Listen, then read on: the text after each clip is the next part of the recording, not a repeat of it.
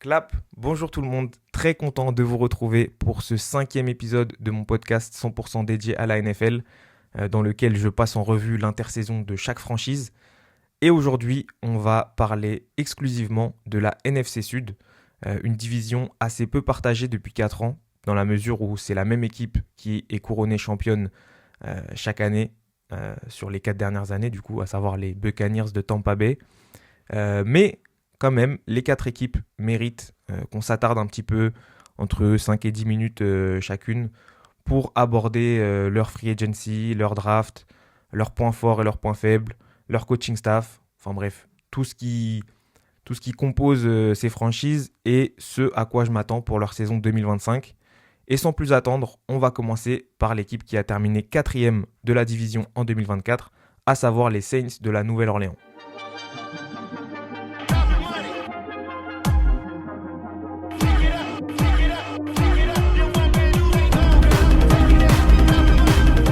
Les Saints ferment la marche de la NFC Sud avec un bilan de seulement 5 victoires pour 12 défaites en 2024. Et malheureusement, c'était un résultat un petit peu prévisible pour moi, dans la mesure où les Saints, depuis le départ à la retraite de Drew Brees, n'ont pas vraiment pris le temps de reconstruire des fondations solides pour leur roster, alors que c'est un effectif qui avait franchement besoin de 109. Et ils payent un petit peu les pots cassés d'avoir trop tiré sur la corde pour rester compétitif.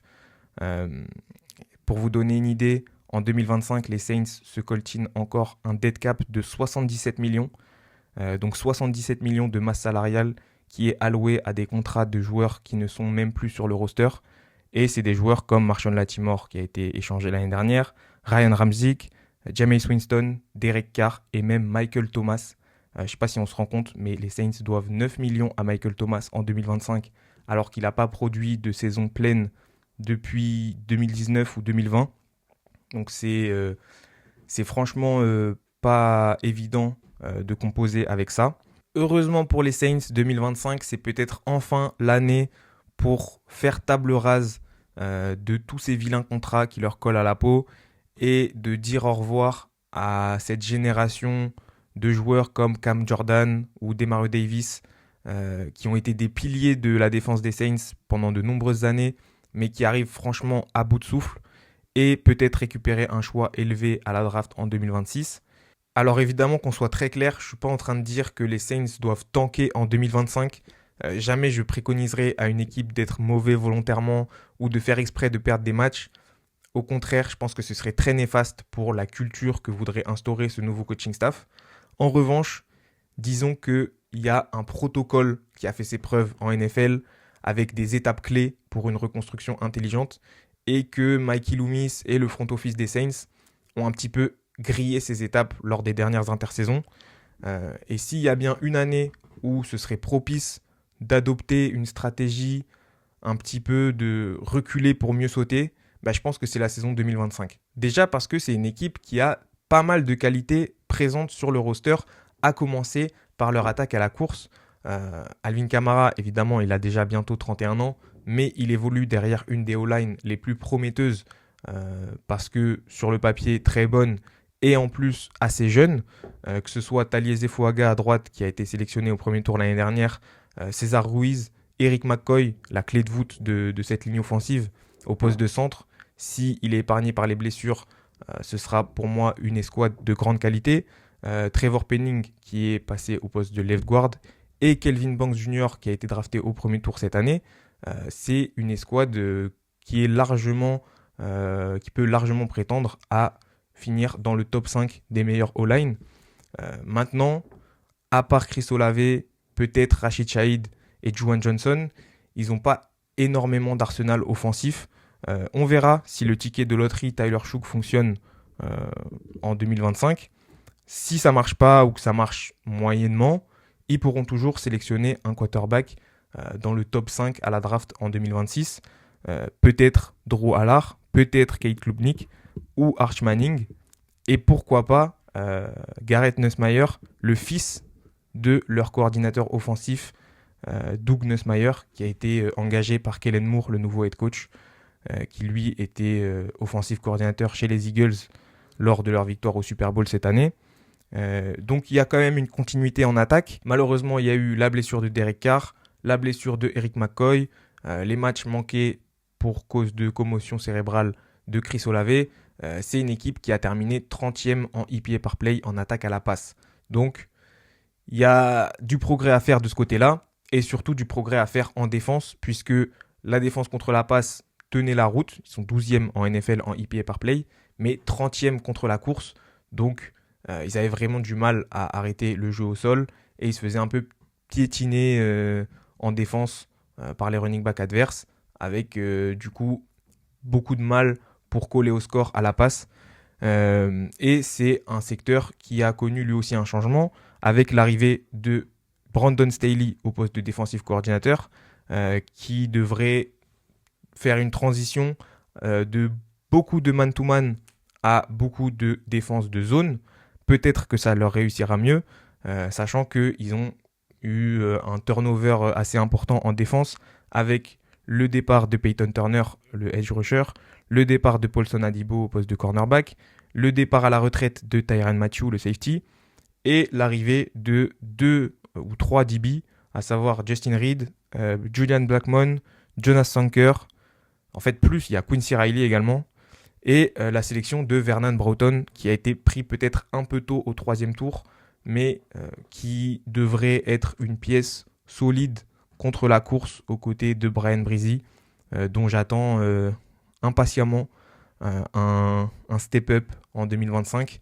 Ça ferait beaucoup de bien aux Saints d'avoir une meilleure ligne défensive, que ce soit contre la course ou que ce soit pour mettre la pression sur le quarterback adverse. À part Chase Young, il n'y a pas grand monde sur cette D-line. Peut-être que Fadil Diggs, leur rookie du 6e ou 7e tour, arrivera à faire une petite différence. Mais c'est un secteur qui manque drastiquement de poids lourd. Donc on verra ce que ça donne en 2025. En tout cas, c'est un secteur qui mérite d'être renforcé. D'ailleurs, c'est un petit peu dommage que les Saints n'aient pas réussi à utiliser correctement Zach Bone, leur ancien linebacker, puisqu'il était souvent cantonné à un rôle de pass rush, alors qu'une fois qu'il est arrivé dans la défense de Vic Fangio chez les Eagles, il a fait une saison All-Pro en tant que middle linebacker. Et voilà, c'est un peu dommage d'avoir eu ce joueur sous la main pendant 4 ou 5 ans, 4 ans il me semble, et de ne pas avoir su mettre à profit son talent de la meilleure manière possible. En tout cas, le front seven au global est un gros point faible des Saints et il faut qu'il s'améliore, surtout contre la course. Quoi qu'il en soit, même si je vois les Saints ne gagner que 4 ou 5 matchs cette année, je pense que ce sera quand même une saison bénéfique pour eux s'ils arrivent à tirer parti de toutes les réponses qu'ils vont avoir cette saison, que ce soit au poste de quarterback ou sur le coaching staff, et que ça pourrait leur permettre de repartir du bon pied et retrouver le chemin des playoffs à partir de 2026. Place aux Panthers de Carolina qui terminent 3e de la division, eux aussi avec un bilan de 5 victoires pour 12 défaites. On va voir d'ailleurs que ce n'est pas le seul point commun qu'ils partagent avec les Saints, puisque au niveau des résultats de leurs escouades, il y a pas mal de similarités. Déjà, ils ont eux aussi une très bonne attaque à la course, 11e en EPA par play. Une attaque à la passe qui laisse à désirer, 26e de la ligue en EPA par play. Et eux aussi une défense qui a été assez mauvaise et qui a été un gros point faible en 2024. 31e en défense contre la passe, 32e en défense contre la course et du coup, sans surprise, 32e en points encaissés, la pire défense de la ligue en 2024. Ça s'explique évidemment par plusieurs absences. Déjà celle de Derrick Brown sur la D-line qui a fait beaucoup de mal à la défense. Toute la saison, ils ont été obligés de blitzer pour mettre la pression et même comme ça, c'est resté un très mauvais pass rush. Il y a eu également la blessure de Shaq Thompson au poste de linebacker, mais au global, le problème des Vikings en défense, en plus du pass rush, ça a été les plaquages manqués. Ils ont vraiment été une défense trop poreuse l'année dernière et ça leur a pas permis de gagner des matchs, même en deuxième partie de saison, une fois que l'attaque était plus en jambes. En revanche, à la différence des Saints, ils ont deux éléments, on va dire, qui sont pour le futur plus rassurants. Déjà, leur head coach est déjà en place avec 1 an d'expérience, c'est Dave Canales, qui a redressé les carrières de Geno Smith à Seattle, puis de Baker Mayfield à Tampa Bay, et qui a fait la même chose l'année dernière avec Bryce Young, puisqu'on a vu qu'après la bye week en week 11, il était beaucoup plus à l'aise dans le système. Il a donné beaucoup de fil à retordre aux Bucks, aux Eagles et aux Chiefs. Alors même si c'était 3 défaites, c'était quand même des performances en termes de niveau de jeu beaucoup plus convaincantes. Donc c'est franchement encourageant pour la suite.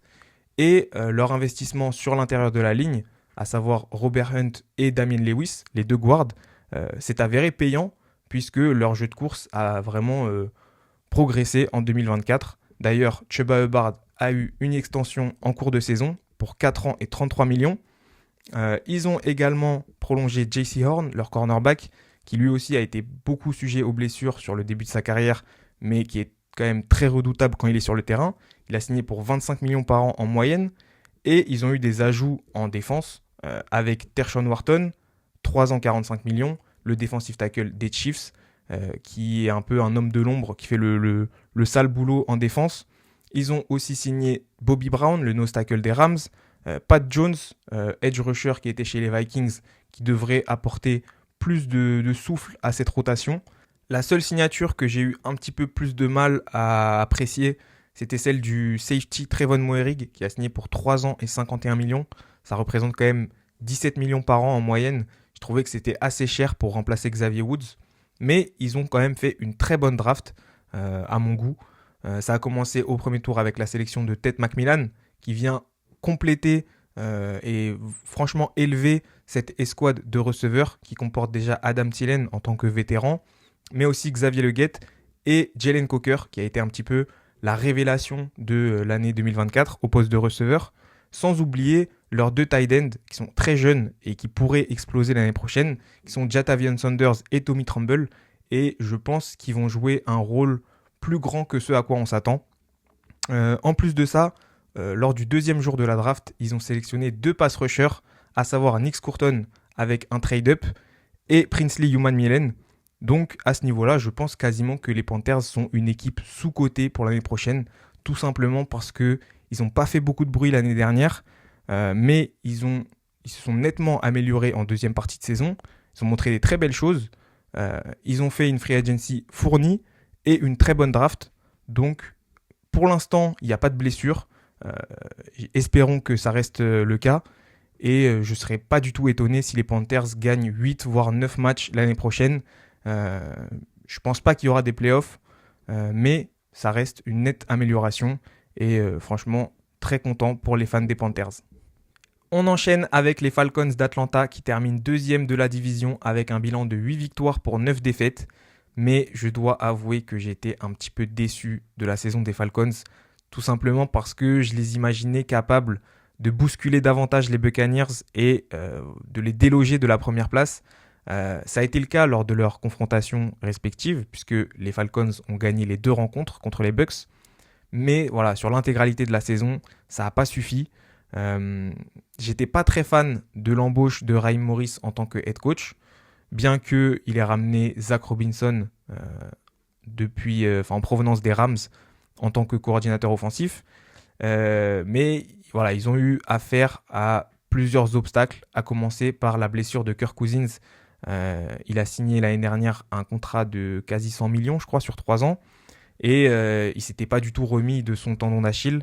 On l'a vu, il était incapable de s'aligner derrière son centre pour aller transmettre la balle au running back pour faire fonctionner le schéma d'outside zone. Et ça a conduit à une utilisation abusive de formation pistol. Malgré tout, ce bricolage a assez bien marché, puisqu'il se classe 7e en EPA par play en attaque à la course. Donc voilà, une attaque à la course très efficace, mais c'est surtout dû à la qualité de jeu de leur ligne offensive, qui a été très très correcte l'année dernière, que ce soit Jake Matthews, qui a d'ailleurs prolongé pour 22 millions par an, le left tackle, Chris Lindstrom, leur garde droit, qui est l'un des meilleurs gardes droits de la ligue. Il y avait Drew Dalman, bon, on y viendra quand on abordera la free agency, mais il a quitté les Falcons. Mais voilà, c'était une très très bonne ligne offensive et ils avaient pas mal de playmakers, que ce soit Bijan Robinson évidemment, Drake London et Kyle Pitts dans les bons jours. Mais voilà, ce qui a vraiment pêché pour les Falcons l'année dernière, c'est la défense. Elle doit s'améliorer, le pass rush était quasiment inexistant. Et c'est le secondary qui a manqué le plus de plaquage de toute la saison en 2024. Voilà, donc sur toute la NFL, c'est les DB qui manquaient le plus de plaquage chez les Falcons. Il y a eu du changement en free agency et à la draft. On remarque déjà les départs de Matthew Judon et Justin Simmons, qui étaient d'excellents vétérans il y a 2 ou 3 ans, mais qui étaient en grande perte de vitesse l'année dernière. Donc c'est pas une grande perte. En revanche, les pertes de Grady Jarrett sur la ligne défensive et Drew Dalman, du coup, on en parlait, qui s'en vont tous deux chez les Bears et qui vont être plus difficiles à remplacer, ça va peser plus lourd dans la balance. Ils ont aussi investi du capital de draft sur la ligne défensive pour réussir à mettre de la pression sur le quarterback adverse, puisqu'ils ont dépensé 2 first round picks, celui de cette année pour sélectionner Javon Walker, le linebacker / pass rusher de Georgia, et le first round pick de 2026 qu'ils ont échangé aux Rams pour sélectionner James Pierce Jr., edge rusher des Tennessee Volunteers. En plus de ça, ils ont signé Leonard Floyd, qui a déjà joué dans la défense de Morris chez les Rams, et ils ont signé Divine Dablo, linebacker, qui s'est converti depuis le poste de safety, et qui, je pense, est un ajout qui paye pas de mine, mais qui pourrait être franchement impactant. Donc voilà, le front seven, je sais pas si ça s'est grandement amélioré, mais en tout cas, ça s'est rajeuni. Et espérons que leur secondary tienne la route. On a vu AJ Terrell faire des très bonnes saisons et des saisons beaucoup plus difficiles. Jesse Bates, lui, a fait une très bonne saison l'année dernière et il est encore dans la force de l'âge. Mike Hughes, il a signé pour 6 millions, enfin il a prolongé pour 6 millions cette saison. Et ils ont sélectionné Xavier Watts au 3e tour ou 4e tour de la draft, il me semble. Mais en tout cas, ça pourrait être un style cette année s'il performe aussi bien qu'en college football. Donc voilà, les Falcons, c'est une équipe assez difficile à évaluer dans la mesure où leurs résultats reposent sur le temps de jeu de beaucoup de jeunes joueurs. Ouais, il y a beaucoup de joueurs très jeunes avec un potentiel très excitant et qui pourraient changer la donne si ils sont tous à la hauteur. Mais c'est effrayant parce qu'on n'a aucune certitude. Donc le panel de résultats pour les Falcons en 2025 est très large. Dans le meilleur des cas, on voit Raheem Morris faire un travail similaire à celui de Dan Campbell chez les Lions et complètement transformer l'identité de la franchise. Zach Robinson prendre les rênes de cette attaque et compenser les pertes sur la ligne offensive, faire arriver à mettre la balle dans la main de ses playmakers et évidemment Michael Penix Jr. Qui a joué que 3 matchs il me semble l'année dernière en fin de saison à partir de la week 16, mais qui a montré de très belles choses. Alors évidemment c'est un très petit échantillon et c'était pas contre des très bonnes défenses, mais c'est déjà ça reste encourageant. Donc si tout clique entre Michael Penix, Zach Robinson, le coordinateur offensif, toutes les armes qu'ils ont à disposition, si Kyle Pitts arrive à trouver son rythme en NFL, puisqu'il reste très très jeune, il est arrivé en NFL à seulement 20 ans, alors même si on a l'impression que ça fait 4 ans qu'il est dans la ligue, c'est le cas, il reste très jeune et voilà, il pourrait réitérer sa saison rookie à plus de milliards. Mais voilà, ça repose sur les performances de beaucoup de jeunes. Donc c'est assez difficile à prévoir. Comme j'ai dit, si tout clique, il peut avoir une très bonne saison.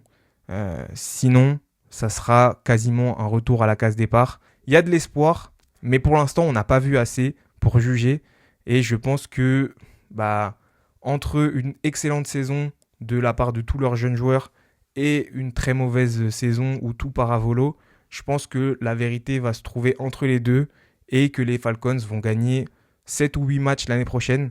Et on aura des réponses sur quels éléments sont des éléments sur lesquels miser sur le futur et quels éléments sont des points faibles à renforcer.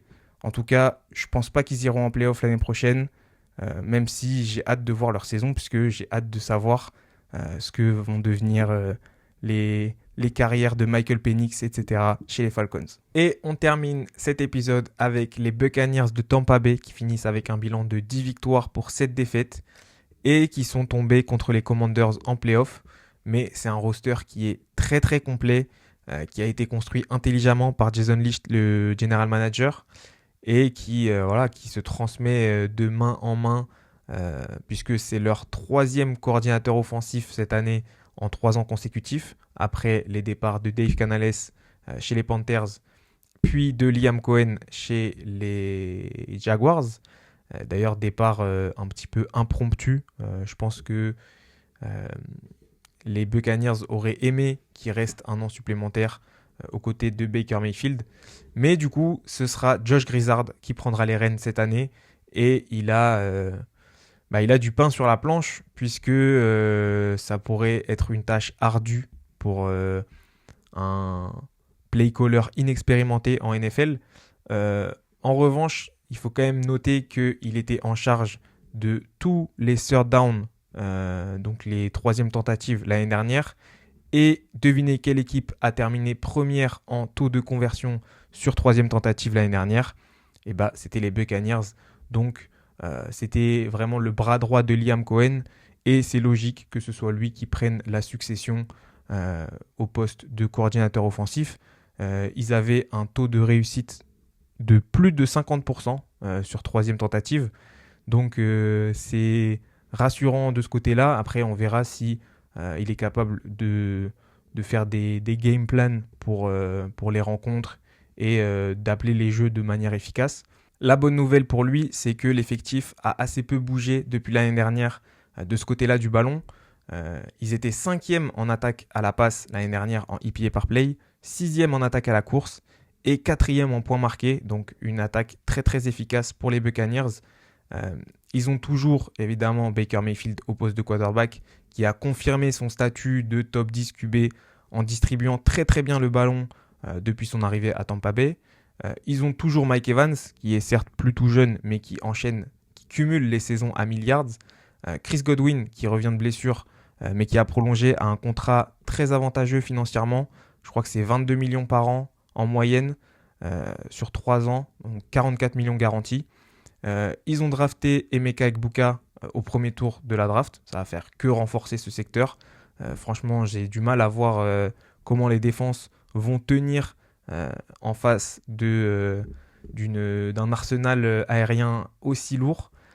Et évidemment, ils ont toujours une O-line top 5, je dirais, en NFL, puisque Tristan Wirfs est pour moi le meilleur left tackle de la ligue. Il va manquer la rentrée, peut-être 4 ou 5 matchs, puisqu'il s'est fait opérer cet été, mais il devrait le récupérer rapidement. Ils ont Luke Godecki de l'autre côté, et sur l'intérieur, il y a Graham Barton qui a été sélectionné l'année dernière, Cody Mosh qui a été sélectionné au 2e tour il y a 2 ans, et ils ont prolongé Ben Bredesen au poste de left guard, un contrat de 7,5 millions par an. Donc c'est une unité qui a gardé sa continuité et qui est vraiment parmi les meilleurs en NFL. En plus de ça, ils ont Bucky Irving, la révélation au poste de running back en 2024, qui est très vif, très agile, qui provoque énormément de plaquages manqués. Et ils ont Sean Tucker et Rachaad White derrière. Donc en plus de ça, ils ont de la profondeur avec des remplaçants de franchement très bonne facture. Là où ça peut pêcher, c'est au niveau de la défense, notamment la défense contre la passe, puisque leur pass rush était un petit peu fragile, on va dire, l'année dernière. Ils sont 2e de la ligue en taux de blitz, donc ils blitzaient énormément. Ils sont 2e en blitz sur first down, seulement derrière la défense de Brian Flores, qui est un grand malade des blitz. 2e en blitz sur second down et 1er en blitz sur third down. Donc, c'est la seule manière dont Tampa Bay arrivait à mettre de la pression. Et leur unique pass rusher on va dire, un peu au-dessus de la moyenne, c'était Yaya Diaby. Mais il ne peut pas tout faire tout seul. On a vu que sur l'intérieur, c'était très efficace contre la course avec Vita Vea, etc.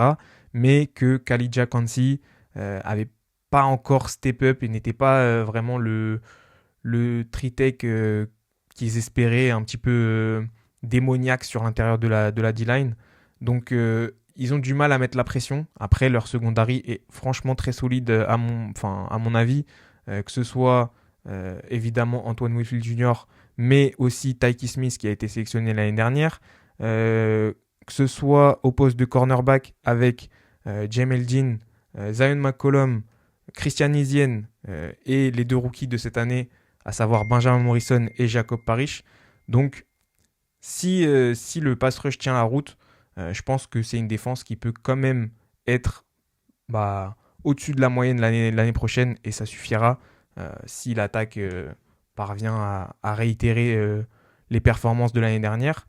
Du côté des départs et des arrivées, il y en a eu très peu puisqu'ils se sont surtout concentrés sur le fait de retenir leurs joueurs en fin de contrat, mais on note quand même l'ajout de Hassan Reddick pour 14 millions par an en moyenne, vétéran qui n'a pas eu une saison agréable chez les Jets.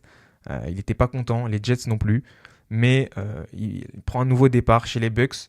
Et on note les départs de Jordan Whitehead au poste de safety, de Robert Hansi au poste de centre, qui était le remplaçant l'année dernière et les années d'avant, et qui a rejoint Liam Cohen chez les Jaguars, puisqu'il connaît cette attaque comme sa poche.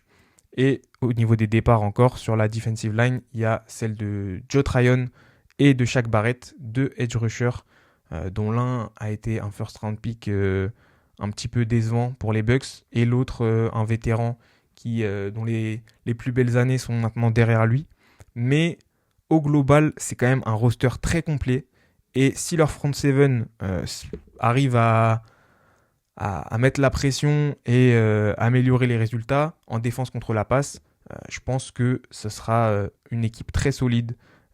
Ils ont retenu Lavonte David à 9 millions par an, 9 millions juste cette année, 100% garantie, qui a déjà 35 ans et qui est plus aussi vif qu'avant en défense de couverture de passe, mais qui reste un élément ultra solide et qui a eu une carrière très sous-cotée à Tampa Bay. Donc c'est une équipe que j'envoie sans problème en play-off et qui, arrivé au mois de janvier, peut vraiment rivaliser avec n'importe qui. Et si j'étais une franchise en NFC, j'aurais vraiment pas envie de tomber sur Tampa Bay en play-off. Merci beaucoup d'avoir écouté cet épisode. N'hésitez pas à aller écouter les précédents. Et on se retrouve très bientôt puisqu'il reste 3 divisions à couvrir, à savoir l'AFC Sud, la NFC Est et l'AFC Est. Et la saison commence dans seulement 10 jours, donc on va envoyer ça très bientôt. Bisous tout le monde, ciao.